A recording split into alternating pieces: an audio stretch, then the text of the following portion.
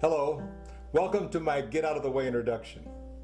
My name is Brad Frager, and while you may not recognize the name, you might recognize some of my accomplishments. The title, Get Out of the Way, is the same as the title of my most recent book, and comes from my short description of effective leadership. Find the right people, show them how good they are, and then get out of the way. This is the introduction to a series of story and message talks about living a successful life and having a successful career, reaching your potential as a human being. The focus on getting out of the way relates to how it is impossible to be an effective leader if you don't know how to get out of the way, how getting out of the way helped make producing some of the most famous computer games in the world possible, and how critical it is for the government to get out of the way and let our capitalistic system free to solve the major problems confronting our society, actually the world. I'll talk a bit more about my background later on, so you'll know who I am and why I believe I have something to share. But for now, just let me say that my success rate in producing computer software is unparalleled.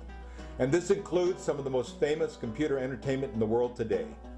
And that my master's from San Jose State University is in futuristics, the futures of societies.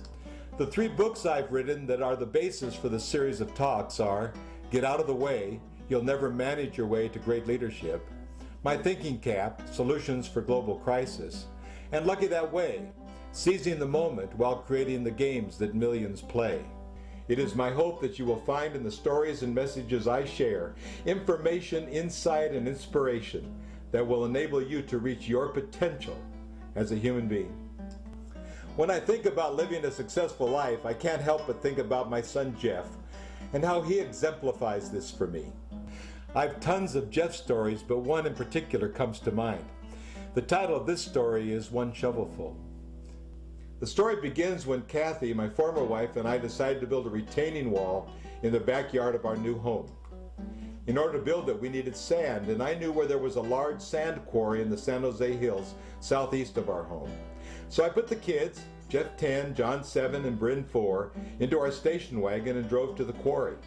Arriving, I noticed a shack at the end of the road with the door open. I parked in front of the shack and went inside. There was an older gentleman sitting at a desk. When I entered, he looked up and said, "You lost?" "No, I was wondering if I could purchase some sand." He looked past me, saw my station wagon and the kids, and asked, "Where's your dump truck?" Seeing the questioning look on my face, he added, "We only sell sand by the dump truck." I was about to leave when another younger man stuck his head in the door and said, "Bob, I'm done for the day. I'll check back with you tomorrow." The older gentleman looked at him, looked back at me, and I swear I saw a light go on over his head. Then he said, "Joe, how'd you like to deliver a load of sand to this guy's home?" "No problem." Then Joe, looking at me, "Where do you live?" "Not far from here, about 4 blocks south of the IBM plant." Then turning back to Bob, I asked, "How much will the sand cost me?" "There'll be no charge for the sand, but you'll have to deal with Joe on the price for delivery." Excited at my luck, I turned back to Joe, and he replied, "You got a spare 6-pack?" I nodded my head enthusiastically. Then I heard Bob say, "Sam, can you bring a shovelful up here and drop it into Joe's pickup?" Over the speaker in Bob's office, Sam replied, "I'm on my way." I looked at Bob and said, "Thank you. I really appreciate this." He nodded and turned back to his work. Then I followed Joe outside to wait for the sand. Soon the biggest earth mover I ever saw came around the bend with a full load of sand in its shovel, a shovel big enough to hold our station wagon. I could see the kids pointing out of the window, mouths wide open, eyes as big as saucers. Then I realized I looked the same.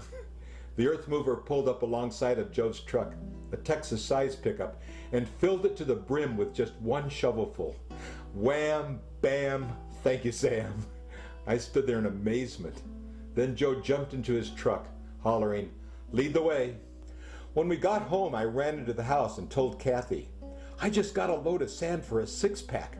Quick, run to the store and buy one." "How did you do that?" "No time to explain. Joe's outside waiting. I'll tell you later." 20 minutes later, Joe was gone and we were standing in the driveway looking at a 1.5 yards of sand. I looked at Kathy and said, "I don't know when I'll get this into the backyard. I've got to go to work now. Maybe on Sunday." What if it rains? We'll just have to chance it. Then I noticed that Jeff was trying to get my attention. Yes, Jeff, what is it? I'll move the sand to the backyard for you. I looked down at this little skinny 10-year-old kid and thought, no way he could do this job. Then I realized, what he moves, I won't have to. Okay, Jeff, let's do a handshake. You move the sand and I'll pay you $5. You don't have to pay me, Dad. No, I want to, I said, hoping the money would commit him to working as long as possible. I held out my hand and we shook. In our family, we see this as a binding agreement, but I still didn't believe he'd be able to move that much sand. Jeff got started and I went to work. When I got home later that evening, I automatically drove up into the driveway, noticing it was wet, and wondered why. Then it hit me. What happened to all the sand? Entering the front door, I didn't even have time to ask my question when Kathy said, "You're going to pay Jeff more than $5. Did he move all that sand by himself? He sure did, and it wasn't that easy. First, our wheelbarrow was too big for him, so he searched the neighborhood for a smaller one. Then I had to insist that he have some lunch, but he wouldn't eat dinner until he was finished, and he wasn't finished until he'd hosed down the driveway. He told me Dad would want me to hose it down. I felt small inside for not believing in him. The next morning I went to him, handed him a $20 bill and told him what a great job he'd done and how proud I was of him. Then I asked, "Jeff, how did you move all that sand by yourself?" He looked at me with great sincerity and said, "One shovelful at a time." I don't have to tell you what that phrase has meant to this family all these many years. I thought long and hard about how to introduce myself to you. If you're going to take me seriously, listen honestly with curiosity to what I have to say about attaining your God-given potential. You're going to have to know something about who I am and what I've accomplished. This is difficult for two reasons. First, in my family, when I was growing up, it wasn't acceptable to brag on oneself. I'm sure many of your families felt the same. And second, many of you also find it unacceptable and don't trust braggers. Actually, this problem is exacerbated by the fact that I'm a practitioner scholar, which means that I have learned by doing, not by reading or researching. This means that I have to share my accomplishments and my failures in order to share my learnings, in order to pass on my messages. So if you can't handle someone talking about themselves, you might as well go on.